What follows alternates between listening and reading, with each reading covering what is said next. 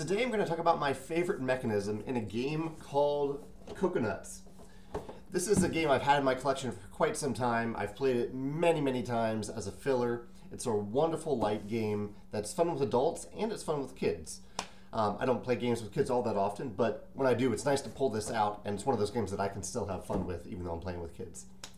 Coconuts is a very simple game. Basically, everyone has one of these little monkeys.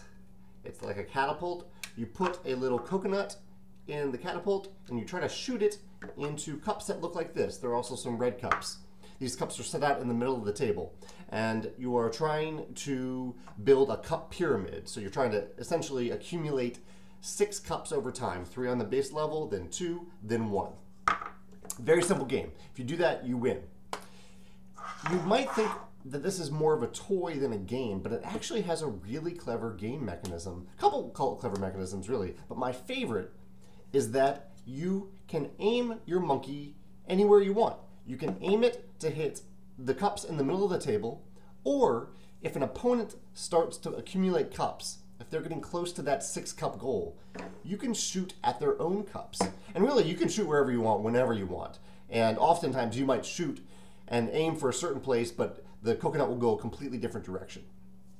But what I really love is that it has this element where if a player does jump out into the lead, all other players can start to target them and go after their cups. So it prevents someone from running away with the game, unless they're highly skilled and everyone else is not very skilled at all and cannot hit their cups. But it's such a simple thing that the leading player becomes a target, and that you can actually still take out their cups. It's not like their cups are inaccessible to all the other players. Really elegant mechanism. It's not any more complicated than that. It's just really nice that you can shoot at other players' cups and the common cups in the middle of the table, and that prevents one player from jumping ahead. It keeps all players on a close to a level playing field, and it creates some fun interactions between players as you aim for each other's cups. Sometimes it's super obvious that you're aiming for someone else's cups, and that creates kind of a dramatic moment in the game. This is everything I want in a light dexterity game. I highly recommend it. I know this isn't a review channel, but I do highly recommend this game, and I love that mechanism.